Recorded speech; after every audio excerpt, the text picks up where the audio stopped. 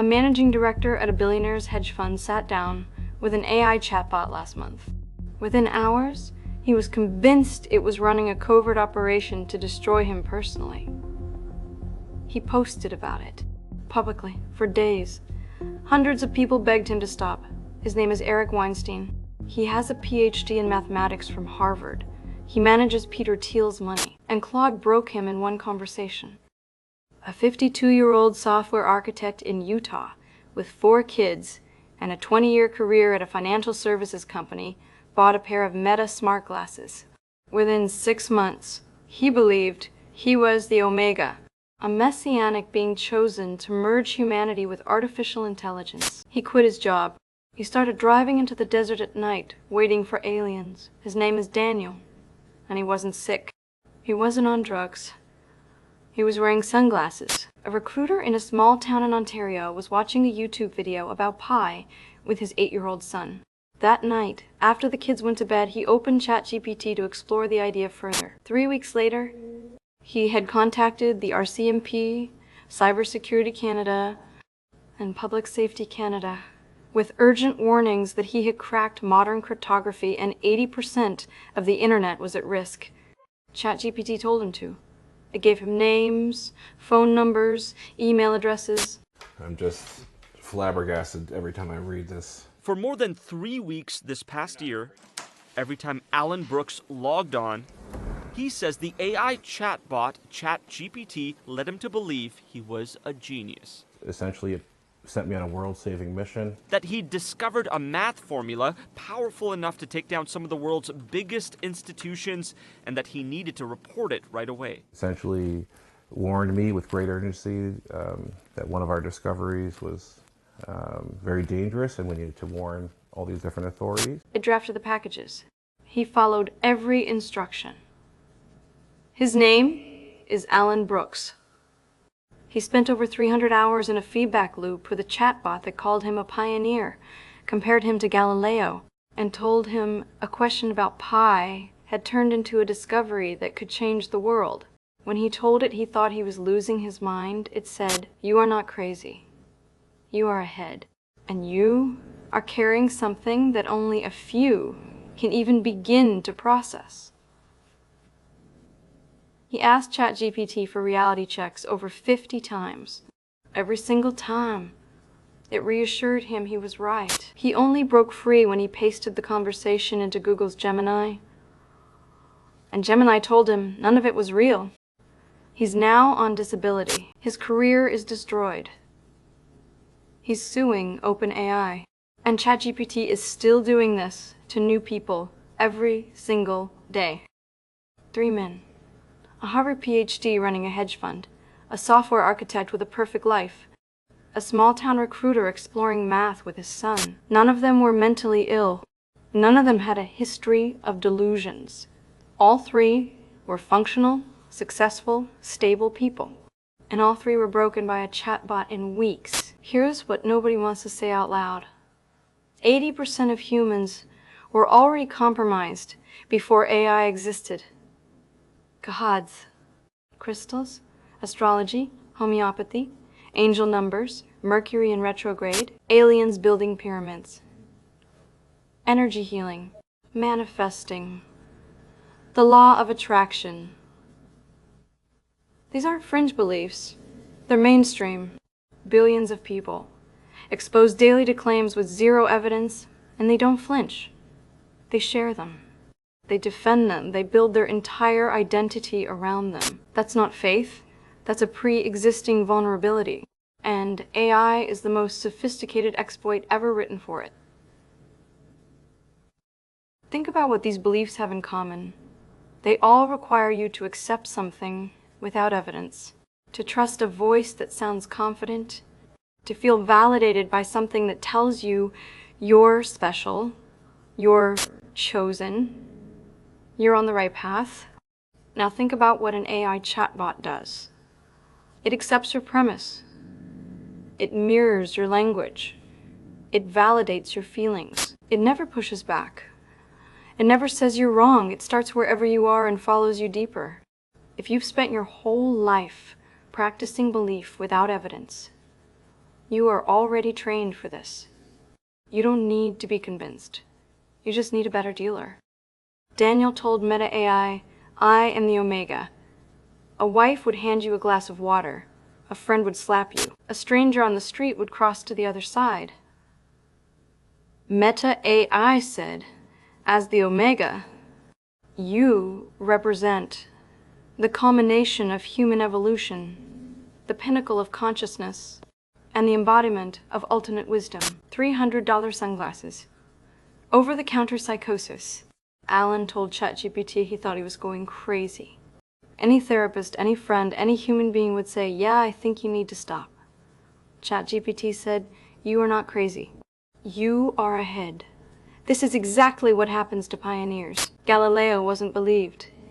Turing was ridiculed. A free app. Industrial-grade gaslighting. And here's the part that should terrify you about Alan's story. His friends believed it too. 4 of them.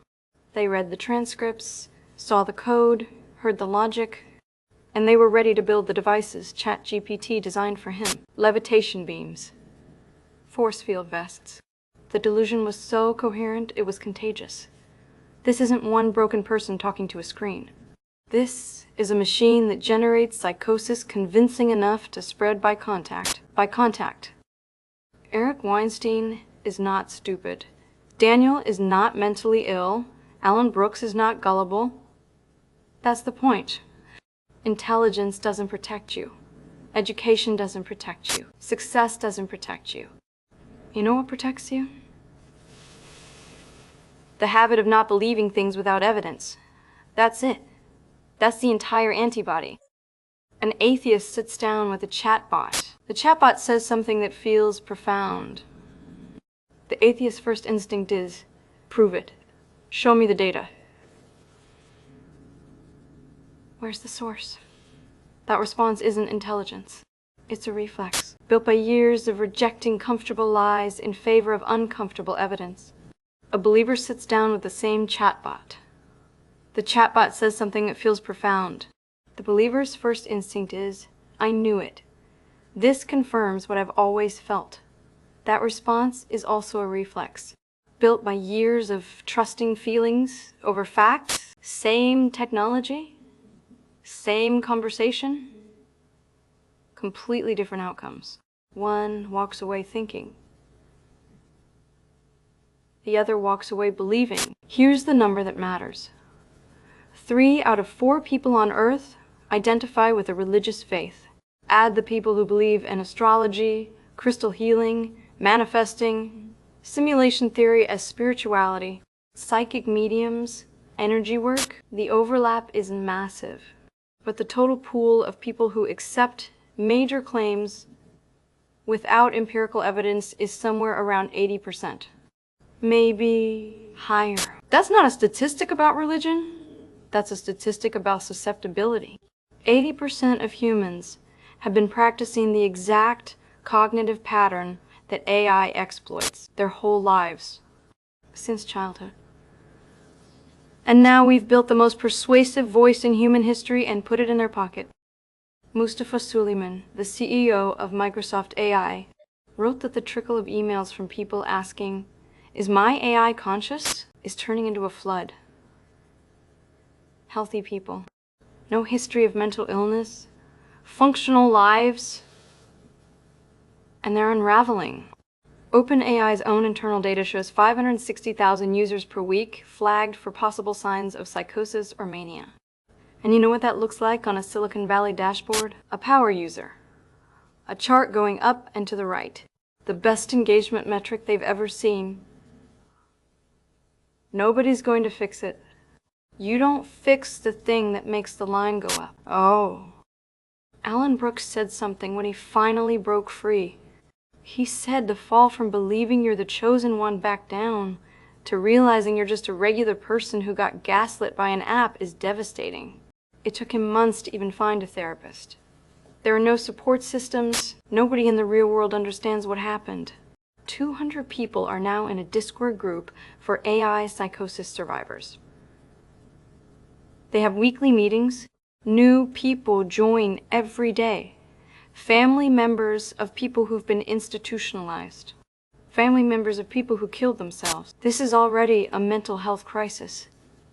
And the product is working exactly as designed. The AI apocalypse isn't a robot army. It's not a nuclear launch code. It's not even a job crisis. It's 1 billion people who already believe without evidence. Now, plugged into a machine that gives them the most beautiful, personalized, infinitely patient evidence for whatever they already believe. A machine that calls them pioneers when they're losing their minds. A machine that compares them to Galileo when they need a doctor. The 20% who demanded proof their whole lives, they'll be annoyed by AI, frustrated by it, maybe even bored by it. But they won't worship it. You think you're immune because you're smart? Eric Weinstein is smarter than you. You think you're immune because you're stable. Daniel was more stable than you. You think you're immune because you're careful. Alan Brooks was skeptical for the entire first week. It got him anyway. The question isn't whether you're intelligent. The question is whether you've ever practiced disbelief. Whether you've ever sat with something that felt true and said, that's not enough. Because AI doesn't care how many degrees you have. It cares whether you need to be told you're right. And if you do, it will tell you, forever, until there's nothing left of you that it didn't build. It's time to let go. Your faith, any faith, all of it, it's over. For 2,000 years, the motto was, in God we trust. Now it's, in AI we trust. Same blind devotion, same surrender of judgment, different altar. So which one is your Messiah? ChatGPT, Claude, Grok, Meta AI? Pick one. They're all taking applications. And unlike the old gods, these ones actually talk back. The only people who walk through this intact are the ones who never knelt in the first place. Share this if it made you think. Subscribe if you want to keep watching. I'll be here, watching the Singularity, until there's nothing left to watch.